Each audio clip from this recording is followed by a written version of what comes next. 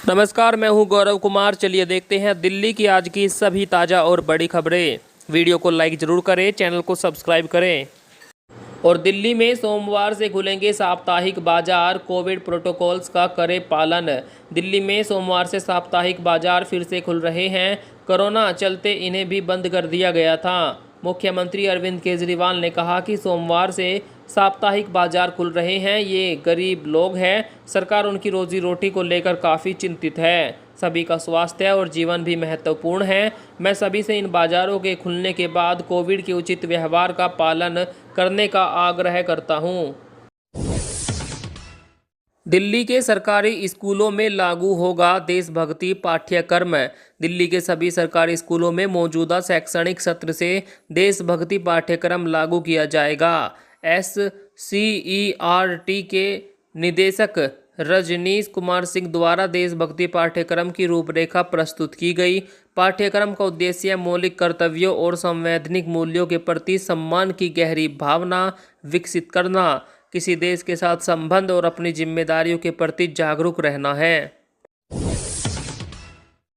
राकेश टिकैत बोले, केंद्र सरकार को कंपनियां चला रही है। भारतीय किसान यूनियन के नेता राकेश टिकैत ने केंद्र सरकार पर हमला बोला। एक टीवी चैनल में बातचीत के दौरान उन्होंने कहा कि केंद्र सरकार को कंपनियां चला रही है। देश में अभी बीजेपी की नहीं बल्कि मोदी की सरकार है। अगर यह बीजेपी की सरकार होती तो किसानों से बात करती, लेकिन यह मोदी सरकार है जिसे कंपनियां चलाती है, जो किसी से बात नहीं करती। और दिल्ली में कोरोना की बात करें तो पिछले 24 घंटों के दौरान 72 नए मरीज मिले हैं। एक मरीज की मौत हुई, वहीं 22 मरीज ठीक होने के बाद अपने घर पहुंचे। राजधानी में अब तक 14,36,695 लोग कोरोना संक्रमित हो चुके हैं, जिसमें से 14,11,064 लोग ठीक हो चुके हैं। 25,066 लोगों की मौत हुई है। अभी कोविड के 565 एक्टिव केस दिल्ली में मौजूद है। और भाला फेंक में भारत के नीरज चोपड़ा ने जीता गोल्ड मेडल, हुई उपहारों की बरसात।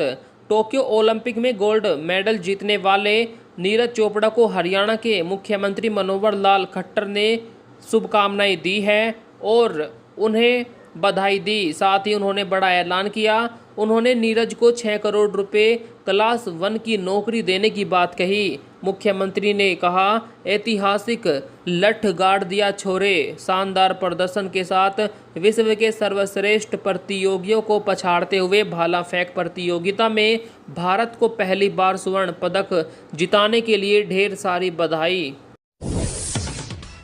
मानसून में फिर से रुलाने को तैयार है प्याज, हर दिन बढ़ रही है कीमत।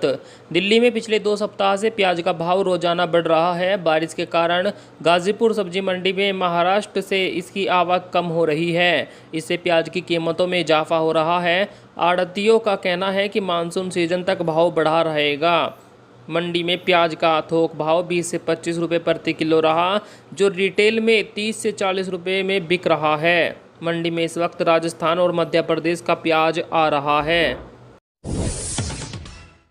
दिल्ली में बड़े हथियार तस्कर का हुआ पर्दाफाश, 20 पिस्टल समेत आरोपी गिरफ्तार। दिल्ली में द्वारका स्पेशल स्टाफ ने बड़े हथियार तस्कर का पर्दाफाश किया है। टीम ने एक हथियार तस्कर को गिरफ्तार किया है, जिसके बाद 20 पिस्टल समेत कई जिंदा कारतूस बरामद किए गए। आरोपी मुफीद यूपी के मेवात इलाके का रहने वाला है। वह मध्य प्रदेश से दिल्ली हथियार लेकर आया था। आरोपी खुद को गुब्बारे बेचने वाला बता रहा है। गुब्बारों के पैकेट में हथियार रखे थे। पुलिस आरोपी से पूछताछ कर रही है। शायद स्वर्ग से मुझे देख रहे होंगे, नीरज चोपड़ा ने मिल्खा सिंह को समर्पित किया गोल्ड मेडल।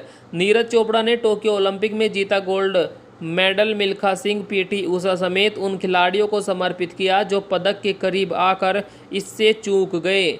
जीत के बाद नीरज ने कहा, मैं इस गोल्ड को महान मिल्खा सिंह को समर्पित करता हूं। शायद वे मुझे स्वर्ग से देख रहे होंगे।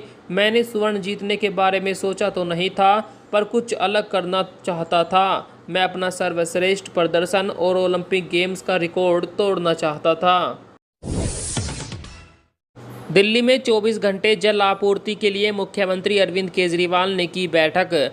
मुख्यमंत्री अरविंद केजरीवाल ने दिल्ली जल बोर्ड के अधिकारियों के साथ बैठक की। इसमें अधिकारियों ने विस्तृत रिपोर्ट प्रस्तुत की। इस दौरान मुख्यमंत्री ने अधिकारियों को निर्देश दिए कि बुनियादी ढांचे में सुधार किया जाए और सुनिश्चित किया जाए कि दिल्ली के हर घर में 24 घंटे पानी की आपूर्ति हो सके। साथ ही दिल्ली में 100% सीवरेज कनेक्टिविटी प्रदान करने की परियोजनाओं को जल्द पूरा किया जाएगा। अमिताभ बच्चन के बंगले पर बम की धमकी देने वाले 2 लोग गिरफ्तार, बोले नशे में थे। मुंबई में अमिताभ बच्चन के बंगले समेत 4 जगहों पर बम रखने की धमकी देने के मामले में पुलिस ने 2 लोगों को गिरफ्तार किया।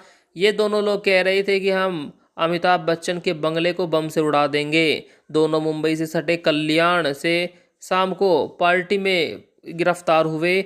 नशे में उन्होंने पुलिस को कॉल करके बम रखने की धमकी दी थी। जब पुलिस ने दोबारा नंबर पर कॉल किया तो उन्होंने मोबाइल बंद कर दिया। सूत्रों के मुताबिक उन्होंने नशे में ये होक्स कॉल किए थे। पुलिस की पूछताछ जारी है। पूछताछ में उन्होंने कहा कि हम नशे में थे, गलती हो गई। जॉनसन एंड जॉनसन की सिंगल डोज वैक्सीन को भारत में मिली मंजूरी। बड़ी खबर है दोस्तों, भारत में कोरोना के खिलाफ जंग में वैक्सीन को सबसे बड़ा हथियार माना जा रहा है। इस दौरान भारत में पहली बार इमरजेंसी इस्तेमाल के लिए सिंगल डोज वैक्सीन को मंजूरी मिल गई। केंद्रीय स्वास्थ्य मंत्री मनसुख मंडाविया ने ट्वीट करके इसकी जानकारी दी। जॉनसन एंड जॉनसन की सिंगल डोज वैक्सीन को मंजूरी मिली। बता दें कि कोरोना से बचाव के लिए फिलहाल वैक्सीन की 2 डोज लेनी पड़ती है, लेकिन जॉनसन एंड जॉनसन की जो वैक्सीन है उसकी एक ही डोज लगाई जाती है, जिसको भारत में मंजूरी मिल गई। दिल्ली के सरकारी स्कूलों में लागू होगा देशभक्ति पाठ्यक्रम। दिल्ली के सभी सरकारी स्कूलों में मौजूदा शैक्षणिक सत्र से देशभक्ति पाठ्यक्रम लागू किया जाएगा। SCERT के निदेशक रजनीश कुमार सिंह द्वारा देशभक्ति पाठ्यक्रम की रूपरेखा प्रस्तुत की गई। पाठ्यक्रम का उद्देश्य मौलिक कर्तव्यों और संवैधानिक मूल्यों के प्रति सम्मान की गहरी भावना विकसित करना, किसी देश के साथ संबंध और अपनी जिम्मेदारियों के प्रति जागरूक रहना है।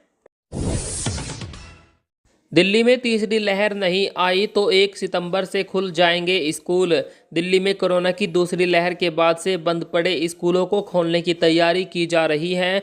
केजरीवाल सरकार अगले महीने से शिक्षण संस्थान खोलने पर विचार कर रही है। रिपोर्ट्स के मुताबिक अगर कोरोना की तीसरी लहर नहीं आई तो 1 सितंबर से स्कूल खोल दिए जाएंगे। DDMA इसकी SOP तैयार करने में जुटा है। इस संबंध में DDMA की बैठक भी हुई, जिसमें स्वास्थ्य विभाग के अधिकारी शामिल हुए थे।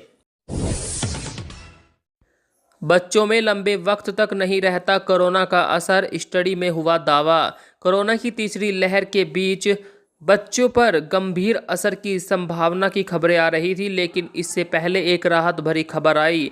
मेडिकल जर्नल लेसेंट में छपी एक स्टडी के मुताबिक कोरोना से संक्रमित ज़्यादातर बच्चे 6 दिन के बाद ठीक हो गए। वहीं जिन बच्चों में 4 हफ्तों तक लक्षण रहे उनकी संख्या काफ़ी कम है। यह स्टडी बच्चों के माता पिता और देखभाल करने वाले लोगों के द्वारा ऐप के जरिए दिए गए डेटा के आधार पर तैयार की गई है। दिल्ली में यमुना की सतह पर फिर तैरने लगे जहरीले झाग। दिल्ली में यमुना नदी साफ नहीं हो पा रही है।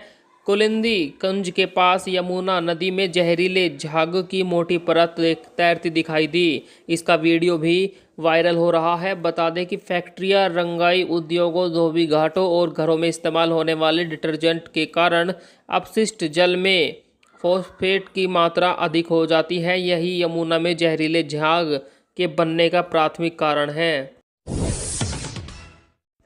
दिल्ली विश्वविद्यालय के प्रत्येक छात्र को अब एक पेड़ लगाना अनिवार्य है। पर्यावरण संरक्षण के लिए दिल्ली विश्वविद्यालय ने नई पहल की है। आगामी सत्र से दिल्ली यूनिवर्सिटी के स्नातक, स्नातकोत्तर, MPhil, PhD के प्रत्येक छात्र को एक पेड़ लगाना अनिवार्य होगा। कॉलेज में विभाग स्तर पर इस अभियान की निगरानी की जाएगी। यह पढ़ाई का हिस्सा रहेगा। समय समय पर छात्र छात्राओं को इसका अपडेट देना होगा। स्टूडेंट्स को यह सहूलियत दी गई है कि वे कहीं भी पेड़ लगा सकते हैं। तीसरी लहर से बचने की तैयारी, बच्चों के अस्पतालों में तेजी से चल रहा काम। कोरोना की संभावित तीसरी लहर में बच्चों पर अधिक प्रभाव पड़ने की आशंका जताई जा रही है। दिल्ली में स्थित चाचा नेहरू बाल चिकित्सालय में इसे लेकर खास तैयारियां की जा रही है। यहां कोविड आईसीयू वार्ड तैयार किए जा रहे हैं। अस्पताल में ऑक्सीजन की 24 घंटे सप्लाई के लिए नई पाइपलाइन बिछाई जा रही है। यहां अभी 220 बेड उपलब्ध है, इसे बढ़ाकर 250 से ऊपर किया जाएगा।